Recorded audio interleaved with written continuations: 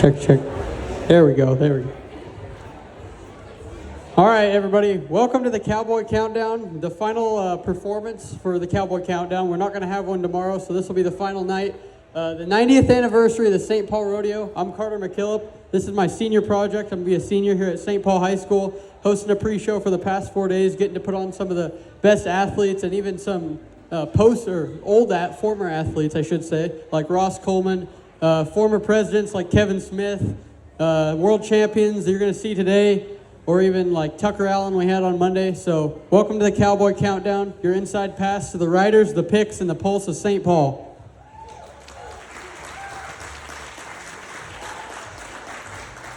Well, tonight, the fourth performance, we're getting ready to celebrate Legacy Night at the St. Paul Rodeo. 90 years of St. Paul history. This rodeo dates back to 1936 is when this thing first kicked off. But that legacy is still alive, and we're going to have some of the best, and that legacy is kept alive by having some of the best contestants here. And the first guy I want you to meet has been to the NFR 4 times. He won this rodeo last year, and he's the #1 bull rider in the world right now. So welcome from Idaho, Tristen Hutchings.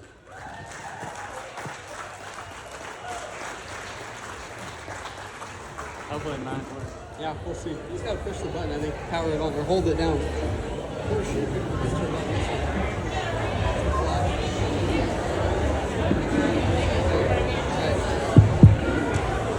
All right, well, thanks for coming on today. You're better. You're working now? Can you hear me? Yeah.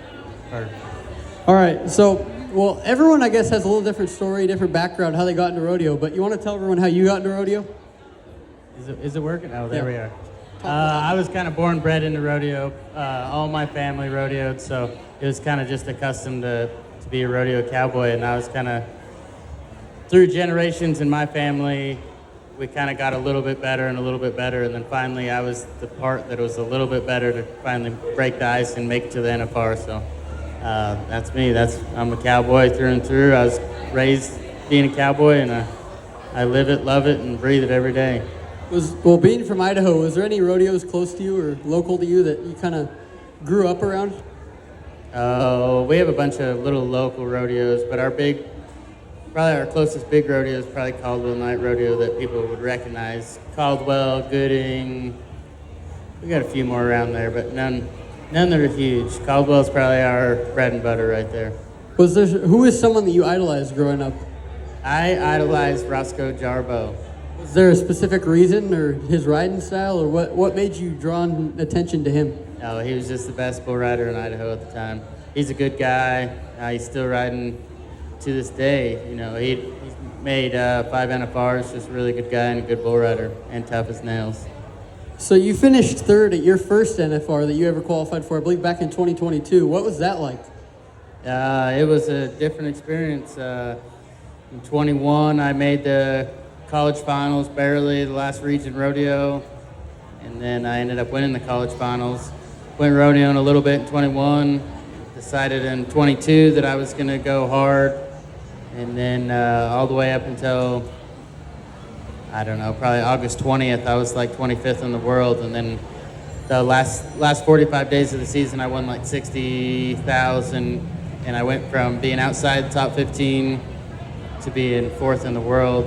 And I had an outside chance of winning a world title. I wasn't mature enough in my riding to go win a world title, but it was pretty awesome. I went in there, had a really good NFR, won 4 out of 10 go rounds, placed second in the other one. So it was still my best NFR yet. I won 252,000 in 10 days. So it was awesome, and none of them have lived up to it since. So you talk about, I guess that was being your best NFR. You finished 5th the last 2 years. What's something you're focusing on this year to get yourself one step closer to that gold buckle? Staying healthy. Have you been drawing good lately? Yeah, I've been drawing good, and everybody draws. You know, it's a long summer, so you're going to draw good, you're going to draw bad. It's mainly capitalizing on your good draws that makes a big difference. That and just staying healthy, and there's not really a trick to staying healthy. It's kind of just how the luck goes. I mean, sometimes you have a bad get off or something, and you know, I tore both of my PCLs in my knees, both MCLs in my knee, tore my TFCC, and that was all just in the last 3 years. So ever since my first NFR, I've went into the NFRs pretty crippled up.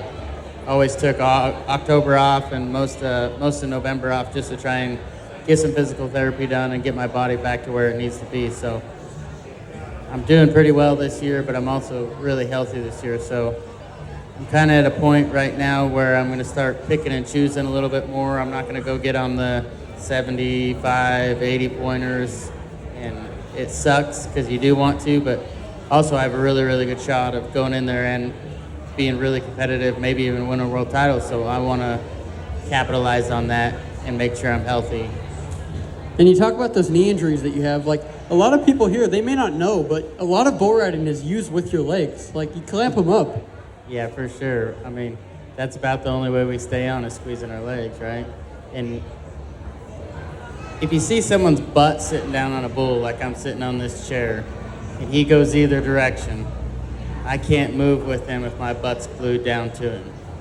So I have to use the power and strength in my legs to move my butt around on top of him. Basically get it up off of him and move around. So yeah, it has a lot to do with your legs. I won't even get on a bull anymore without both my knee braces on. Have you ever had any other like significant injuries, or has it just been staying healthy, I guess, outside of the knees? 2 knee injuries, wrist surgery, and then I broke both my shoulders. I think that's about it. Some bull riding ain't for the easy. No, it's not, but there's definitely could have been a lot worse. I'm thankful it wasn't worse. Do you have a favorite NFR memory? My first NFR 1/10 go around, I was the only person to stay on 197,000 one night. So you were 91 a couple of nights ago in Cody, Wyoming. Talk about how that kind of kick-started your week, your Cowboy Christmas, get you on a roll. For sure, and everybody talks about Cowboy Christmas and it's awesome. I do love Cowboy Christmas, but in all honesty, we have pretty much good rodeos from here on out. So as it's important to have a good Cowboy Christmas, it's also important if you don't have a good Cowboy Christmas to stay positive, mentally positive. But there's about 3 or 4 rodeos. This one's the biggest. St. Paul's the biggest rodeo we have over the 4th. With St. Paul, Cody, and Oakley, and then the start of Calgary, it's pretty important to have a good start to it. And a lot of rodeo is mental, right? So if we can go do good, it's pretty easy to have a positive attitude going to the rest of the week, even if you're driving 12, 13 hours, right? And it's pretty easy also to be negative if you do bad and then drive 13 hours thinking about it, right? So when you're on the road, you got to figure out how to get past it or not think about it. I personally like to listen to podcasts or watch TV to get my mind off of rodeo, because it's all year long we're rodeoing, right? So if we sit there and think about it and stew on it for 10, 12 hours, it'll be a rough tomorrow. So you got Stranger Danger, I believe, is your bull tonight from 4-star, and Jeff Davis. What do you know about that bull? Tell us a little bit about it. They ride him quite a bit. He's going to be out there. Either delivery he goes out of, he's going to spin away from my hand and be around to the right. I do like the bull. I don't love the bull. I don't say that in a negative way. I say that as in last year was I 90 points last year? 89 or 90 to win the 91. rodeo. And the only reason I don't love the bull is because I don't think I can be 89, 90 points and win the rodeo. Because there's not much cooler than winning St. Paul's Rodeo. So you talk about being cool and winning St. Paul's Rodeo. What's something about this rodeo that stands out to you? Oh, it's very unique. It's a big arena. The trees are very cool.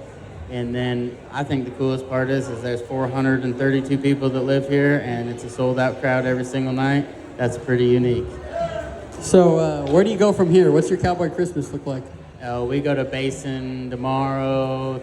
The 5th, we're in Big Fork. The 6th, 7th, 8th, we're in Calgary. The 9th, we're in somewhere in Montana. The 10th, I think we're in Sheridan. Laramie, back to Calgary, straight to Salinas from there. I mean, we're entered up. I mean, everybody's entered up. It's either do or die right now. So. Have you been to Calgary before? Is this your first time? Oh, I've been to Calgary. This will be my 4th year to Calgary. it's cool up there. It's a little more political up there than the United States. There's some different stuff that goes on up there, but it's a fun rodeo, and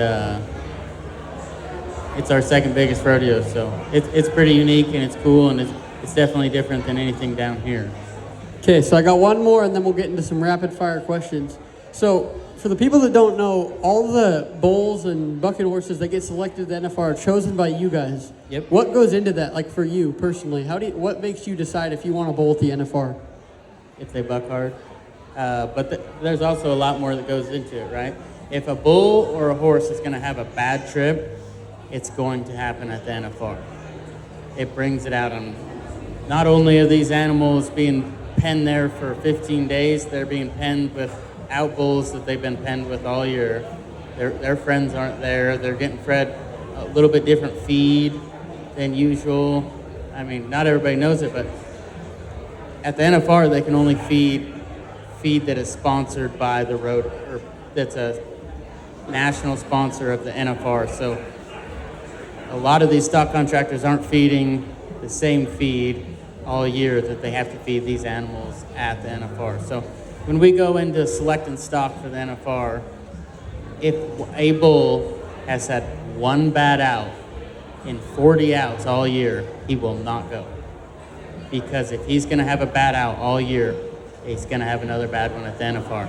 And if a bull has had a bad out last year at the NFR, but he's been good all year this year, he will not go again.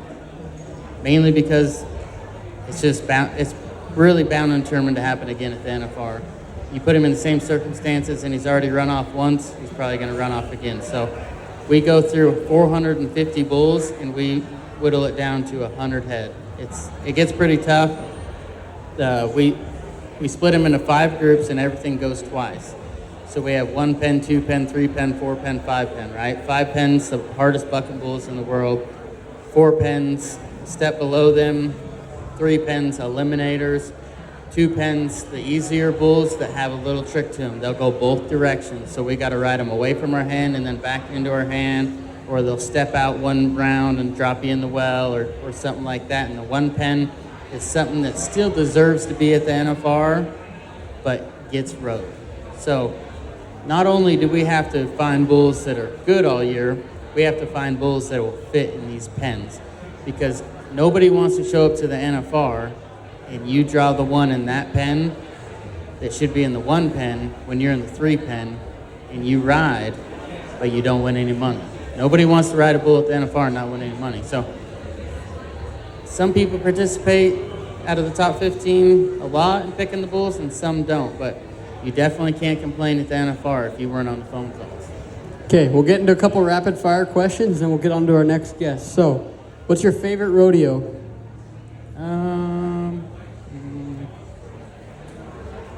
Probably St. Paul. We could say St. Paul.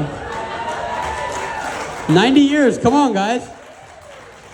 Indoor or outdoor rodeo? Outdoor for sure. What's your favorite food? Favorite food? Probably a steak. What's your favorite drink? Probably water. Favorite movie? Legends of the Fall. Drive or fly when you're traveling? What would you rather? That's a complicated question, but I'd rather drive. But the other day we had 28 hours to get from Reno to Springdale, and we flew. What's your favorite artist? Like singing music artist?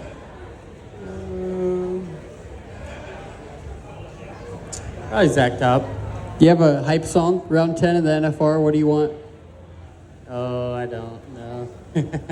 Okay, do you have one memory that stands out to you specifically from all your rodeo career? Last year I won Rodeo Houston. Okay, final one. What are your goals for 2026? World title. Okay, well, Tristen Hutchings, everybody. Thanks for coming on.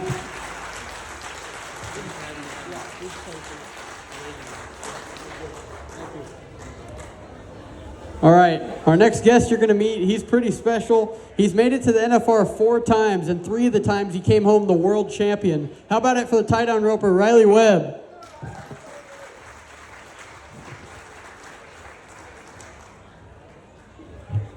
So you kind of have a rodeo background. You went to your first rodeo when you were a couple weeks old. You've always been around it. Explain how that's been like.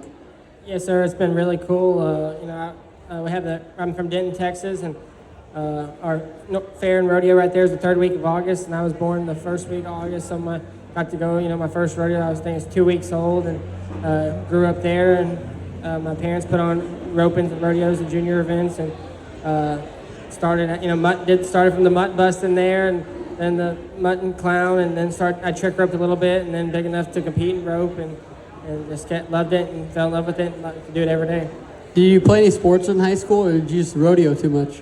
I didn't. Not in high school. I quit. I played baseball till I was 11 years old, and then from there on, I just roped from after that. A lot of people, I'm sure know this, but rodeo is a full-time thing. But what do you do in your free time when you're not rodeoing? Mostly rodeo. Sometimes out here we got a couple down days. We'll maybe go play golf or something. But most of the time we're traveling to the next rodeo, or when we're at home practicing and taking care of the horses. And if you want to be the best, you got to put in the time and effort and work every day. What was your first NFR like?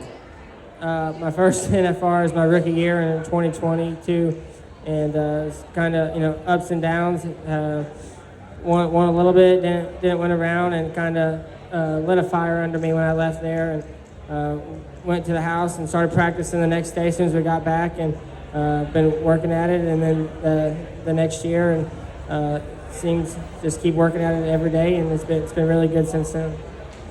What was your first world title like? Explain that feeling. Yeah, my first world title was really cool. Coming off my rookie year, the first NFR, struggled at the NFR, so went back home and practiced and got a new horse and picked up another one at the end of the year, and had a big lead going into the NFR in 23. So was able just to have fun and do my job and tie him down. Haven had a great year that year, and almost caught up, but was able to keep him off and win my first world championship. It was a dream come true. Is there something special that you vividly remember from each world title you won?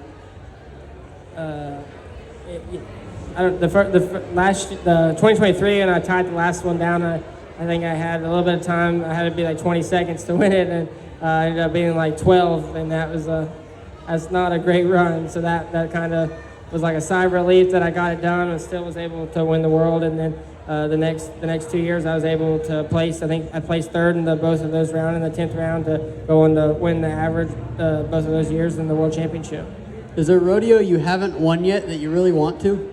I really want to win the Calgary Stampede here this next week. That's what I got to win St. Paul last year, and I got my buckle on, and hopefully we can repeat this year.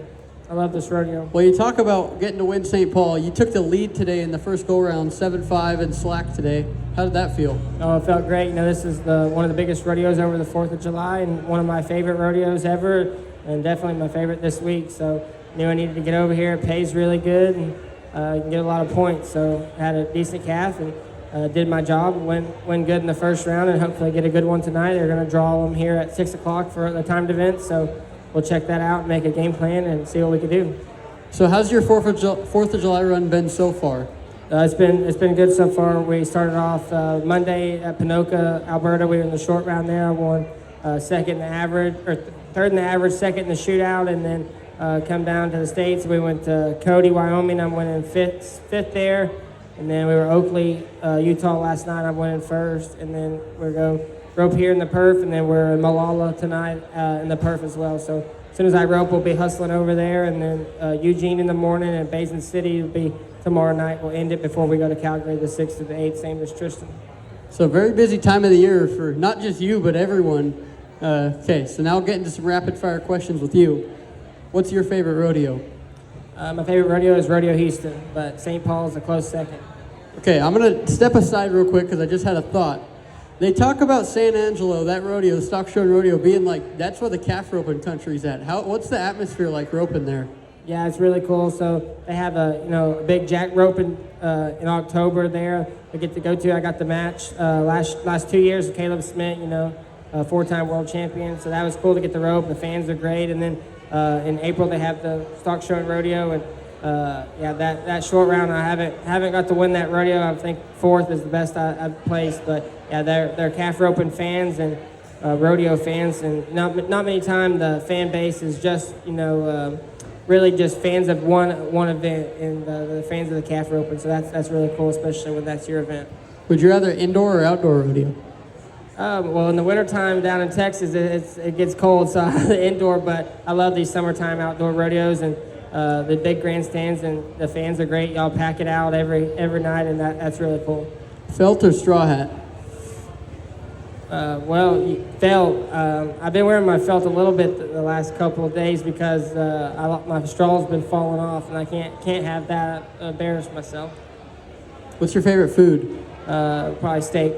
Favorite drink? Dr. Pepper. Favorite movie? Fast and Furious.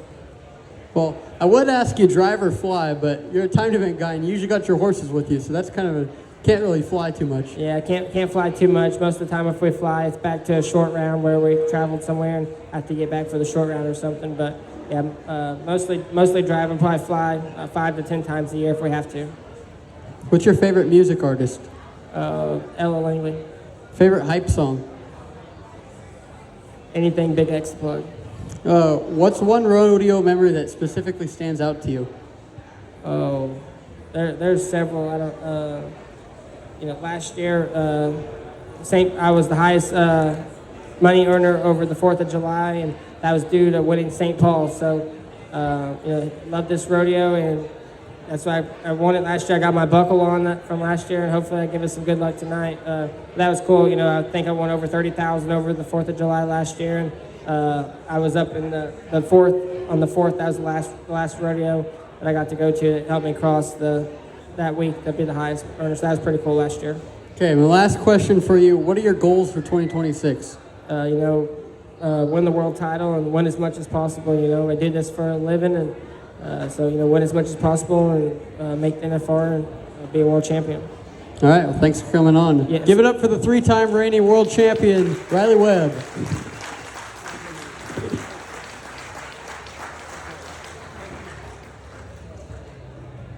All right, that'll round out our interviews today, and we're going to get into some nightly picks to finish off the show. In the bareback riding, we got Colton Clemens against Unforgiven from Western Rodeos. That's a Wilderness Circuit Finals horse, so I think that'll be a top matchup tonight. Colton Clemens is a Columbia River Circuit Finals guy, and I think he has the experience to do it. Ty Erickson in the steer wrestling. He was 4 flat to take the lead in the first go-round in slack today. In the bull riding, we got our guest, Tristen Hutchings on Stranger Danger from Jeff Davis and 4-Star Rodeo. Tristan's been to the NFR 4 times, and they were 86 in Fallon, Nevada, on that bull. In the tie-down roping, Riley Webb's our pick of the night. He's 7'5" to take the lead in slack, and I think he's #1 in the world. He's going to keep going, keep the energy moving tonight. In the breakaway roping, we got Josie Goodrich. She's from Stanfield, Oregon, number 27 in the world, and she's been to the Columbia River Circuit Finals, so I think she's going to stand out tonight in this group. In the team roping, we got Ellensburg, Washington's Riley and Brady Miner. They've both combined been to the NFR 14 times, so I think they're going to be a good pair to look with. They were 5-1 in slack today. And in the saddle bronc riding, Ryder Wright is matching up with Stella, a California Circuit Finals horse from Jeff Davis and 4-Star. Ryder Wright is the 3-time world champion. He's been to the NFR 10 times, and they've been 87.5 twice on that horse this year. Also, a horse to look out for in the saddle bronc riding is going to be Dirty Harry from Jeff Davis. That's an NFR bareback horse that's now getting moved to the saddle bronc, so I think that'll be good. And to round out, in the barrel racing, Brittany Carlson, she's going to win tonight. She's a Columbia River Circuit finalist. She has the experience, and she's going to win.